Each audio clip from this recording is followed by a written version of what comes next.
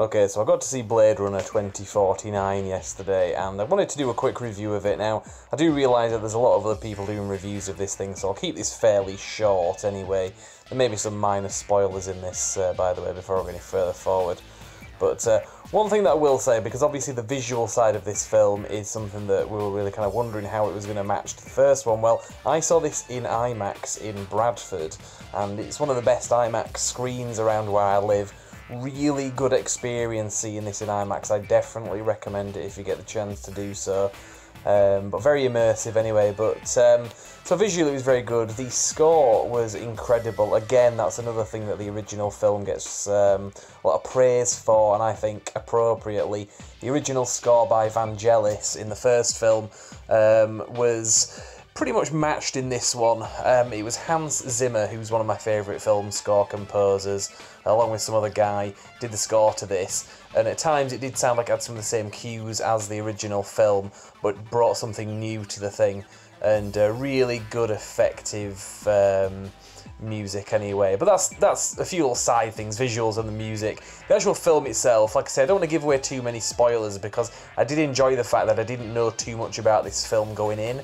Other than what I'd seen in the trailers and maybe picked up here and there. So I would say if you've avoided the spoiler reviews so far, I tried to keep it to that, and I'm not going to spoil anything for the sake of it.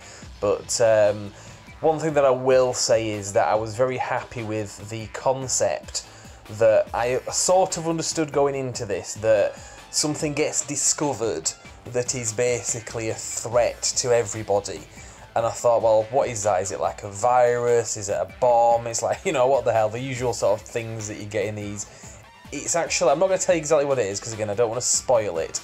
But it's a really, really good concept. And it continues on from the concepts that were started in that first film when it comes to at what point do humans stop being human, and at what point do robots stop being robots. That kind of existential theme that you had in the first film that was done quite well really is continued here, and it isn't kind of derived too much. It seems like it's a natural extension of the first film, which is great for a sequel. That is exactly what you should have.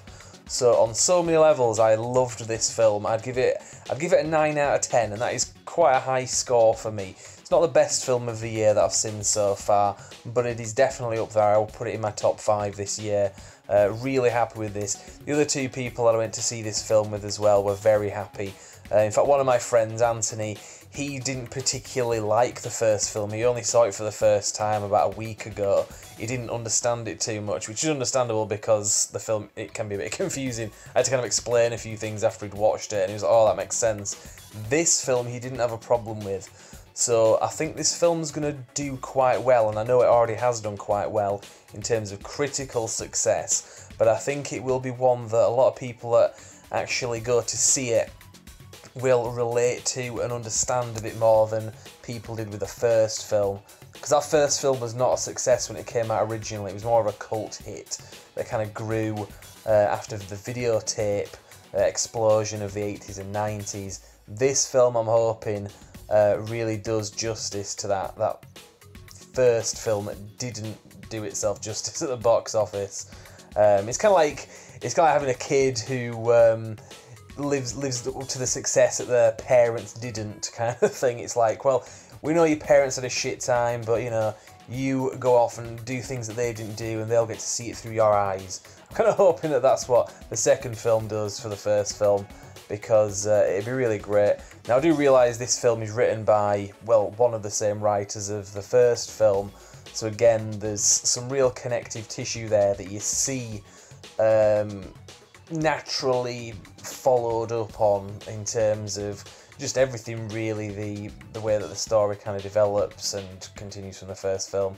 So I don't really want to go into too much detail beyond that, because like I say, it's hard to review this film without getting into spoilers, and I really don't want to do that. I mean, if you want to get spoiler reviews, there's plenty out there, but I think you're better off going into this not knowing certain things. If you're like me anyway, you probably enjoy it more. So I'll pretty much leave that there. final point, I'll just say that the actors that were in this were great. Ryan Gosling was excellent in it.